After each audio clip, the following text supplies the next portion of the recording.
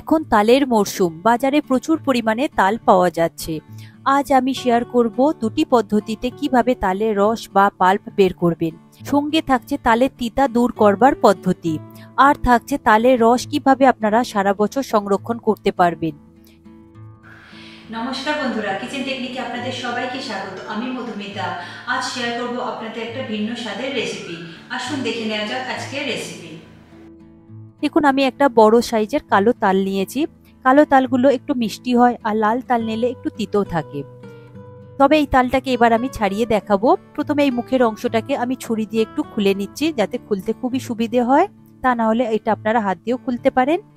দেখুন, মুখের অংশটা আমার ছাড়ানো হয়ে গিয়েছে। এরপরে এই কালো আঁশগুলোকে আমি ছাড়িয়ে নেব, বা খোসাটাকে। দেখুন, তালের এই খোসাটাকে আমি খুব ভালোভাবে পরিষ্কার করে নেব।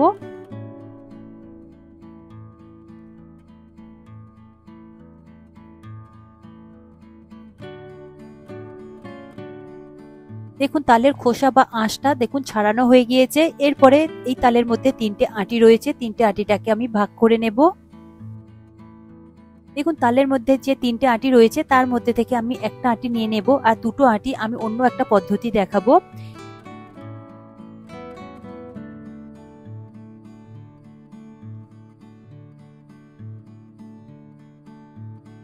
দেখুন, আমি একটা তালের আঁটি নিয়েছি। এই আঁটিটাকে আমি কোনো রকম জলের ব্যবহার করব না।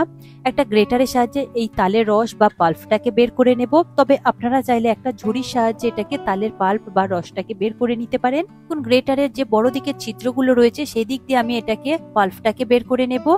এইভাবে ঘষতে থাকবেন, দেখবেন খুব সুন্দর একটা গাঢ় পাল্প বের হবে। তবে এতে কোনো রকম জলের ব্যবহার আমি করব না, যেহেতু আমি দুটো পদ্ধতিতে দেখাবো।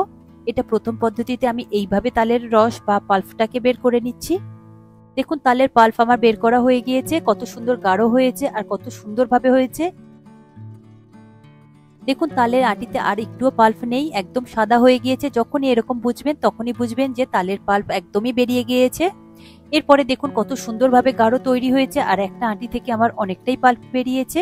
এরপরে এটাকে আমি একটা বাটির মধ্যে রেখে দেব, পরে এটাকে আমি ছেঁকে নেব।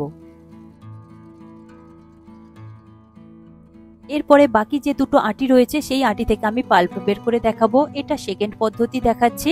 প্রথমে একটা বাটিতে জল নেবেন।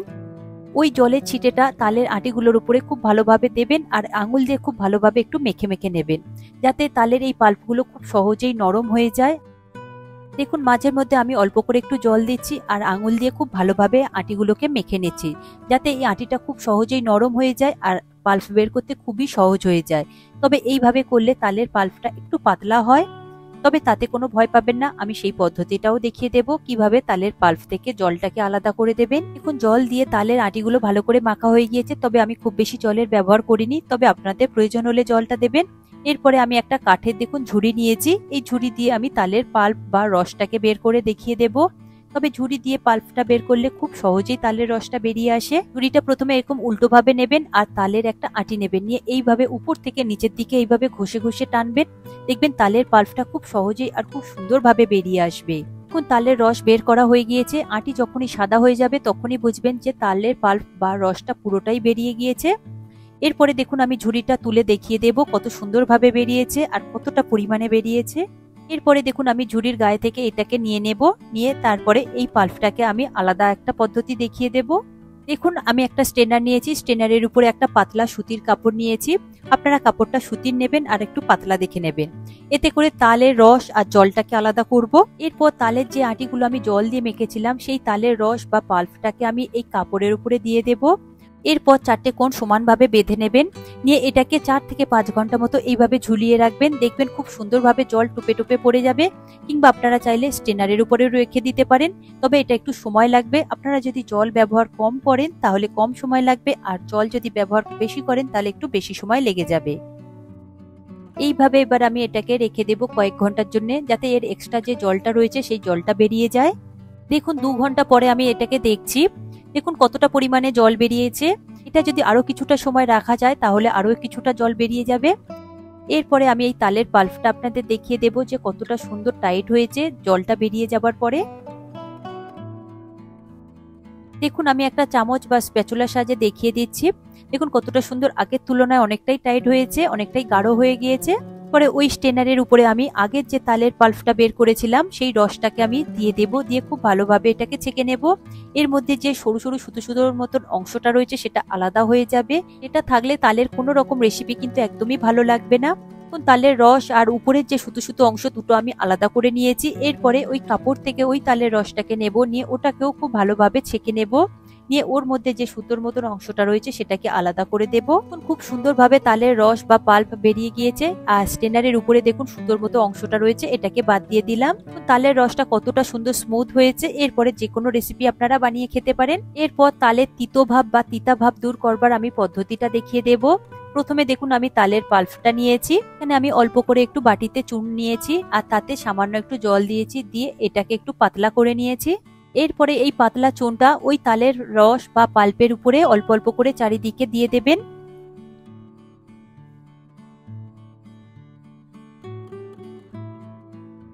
তালের রস বা পাল্পের উপরে চারিদিকে আমি দেখুন ড্রপ করে করে চুনটা দিয়ে দিয়েছি। এরপরে এটাকে আধ ঘন্টা মতন কিংবা 20 থেকে 25 মিনিট মতো সময় রেখে দেবেন। এটা দেওয়ার ফলে তালের মধ্যে যে তিতোটা রয়েছে সেই তিতোটা এই চুনটা খুব ভালোভাবে টেনে নেবে। এখন 25 মিনিট পরে আমি দেখছি, দেখুন চুনগুলো কত সুন্দরভাবে শক্ত হয়ে গিয়েছে। আমি তো কতটা পাতলা দেখে চুন দিয়েছিলাম, দেখুন চুনগুলো তিতোটা টেনে নিয়েছে বলে চুনগুলো এরকম শক্ত হয়ে গিয়েছে। আমি এটা আপনাদের তুলে আর ভেঙে দেখিয়ে দেব চুনটা কতটা পরিমাণে শক্ত হয়েছে। একটা চামচ দিয়ে আমি এই চুনটাকে তুলে দেখিয়ে দিচ্ছি। দেখুন চুনটা কত সুন্দরভাবে শক্ত হয়েছে, একদম যেন কয়েনের মতন লাগছে। দেখুন এই চুনটাকে আমি ভেঙে দেখিয়ে দিচ্ছি, এতটাই শক্ত হয়েছে যে কত সুন্দরভাবে ভেঙে যাচ্ছে। এরপরে ওই চুনগুলোকে আমি আস্তেভাবে তুলে নেব। এতে করে চুনটা কিন্তু পাল্প বা রসের সাথে একদমই মিশবে না, একদমই আলাদা থাকবে। কত সুন্দরভাবে দেখুন রয়েছে। চুনগুলো আমি প্লেটে তুলে দেখিয়ে দিচ্ছি ভালোভাবে, কত সুন্দর শক্ত হয়েছে আর ভেঙে যাচ্ছে কত সুন্দরভাবে। এতে করে তালের রস বা পাল্প থেকে একদমই তিতোটা দূর হয়ে যায়। পরে এই তালের পাল্প বা রসটাকে আমি সংরক্ষণ করে আপনাদের দেখাবো। একটা এয়ারটাইট কন্টেনার নিয়েছি, আমি এটা কাঁচের নিয়েছি। এটা আমি নর্মাল ফ্রিজে রাখবো বলে, তবে আপনারা চাইলে এটাকে ডিপ ফ্রিজে রাখতে পারেন। তবে সেক্ষেত্রে আপনারা প্লাস্টিকের কন্টেনার নেবেন, কাঁচের কন্টেনার আপনারা ডিপ ফ্রিজে রাখবেন না। প্লাস্টিকের এয়ারটাইট কন্টেনার আপনারা যদি ব্যবহার করেন তাহলে আপনারা ডিপ ফ্রিজে রেখে দেবেন, এতে করে সারা বছর সংরক্ষণ করতে পারবেন। আর কাঁচের কন্টেনার নিলে আপনারা এটাকে নর্মাল ফ্রিজে রাখবেন। এটা খুব একটা বেশি দিন রাখতে পারবেন না, তবে 1-2 মাস মতন রাখতে পারবেন, খুব ভালো থাকবে এটা। সেক্ষেত্রে ফ্রিজটা কিন্তু আপনাদের অল টাইম অন থাকতে হবে। আশা করি আজকের এই রেসিপি আপনাদের ভালো লাগলো। ভালো লাগলে এইভাবে একবার বানিয়ে দেখবেন, আমার মনে হয় আপনাদের সকলেরই ভীষণ ভালো লাগবে। ভালো লাগলে কমেন্ট করে অবশ্যই জানাবেন, আর লাইক শেয়ার করবার অনুরোধ রইল। চ্যানেলটি যদি সাবস্ক্রাইব করা না থাকে তাহলে সাবস্ক্রাইব করে নেবেন, আর পাশে থাকা বেল আইকনটা প্রেস করে নেবেন। আমি যখনই ভিডিও আপলোড করব তখনই আপনার কাছে নোটিফিকেশন চলে যাবে। আজ তবে এই পর্যন্ত, আবারও দেখা হবে অন্য কোনো রেসিপির সাথে। সবাই ভালো থাকবেন, সুস্থ থাকবেন, আর ভিডিওটি পুরো দেখার জন্য অসংখ্য ধন্যবাদ।